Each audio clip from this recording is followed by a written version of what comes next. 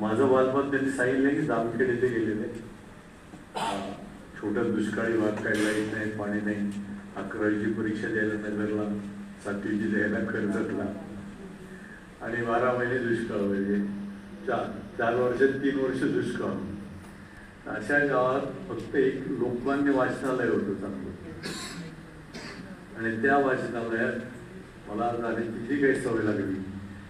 घरी नवयुग यायचा, आचार्य अत्रे बांदेकर यांना वाचण्याची जी सवय लागली, त्यातून वाचनालयाकडे गेलो. वाचनालयाकडे जात जाता मग हळूहळू चांदोबापासून सुरुवात करून लहानपणी तर थेट तुमच्या हवावर्तींचा जो अमृत होता, आठवत असेल तुमच्यापैकी काही लोकांना, ज्येष्ठ लोकांना, डॉक्टर हवावर्तींचा, आणि दीपावली अंक वगैरे वाचण्याची सवय लागली.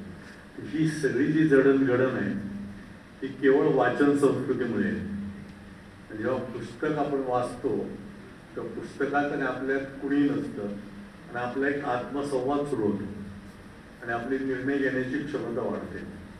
माझ्या पुढच्या ज्या काळात आहे ती पहिली प्रेरणा वाचनालयाची आहे. दुसरी प्रेरणा आहे आचार्य अत्रेंचा मी कसा जवळ पुस्तक मी जेव्हा वाचलं तेव्हा मला असं वाटलं की एक सासवडची व्यक्ती पुण्यात येते आणि इतक्या क्षेत्रात काम करते, तर आपल्याला तर काय थोडंफार तरी करता आलं पाहिजे.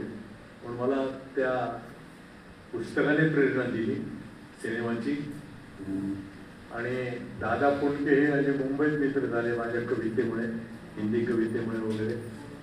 आणि दादा पुंडकेंनी सोंगड्याचे प्रोडक्शनची जबाबदारी माझ्याकडे, सोंगड्या, एकता जीव, सदाशिव वगैरे.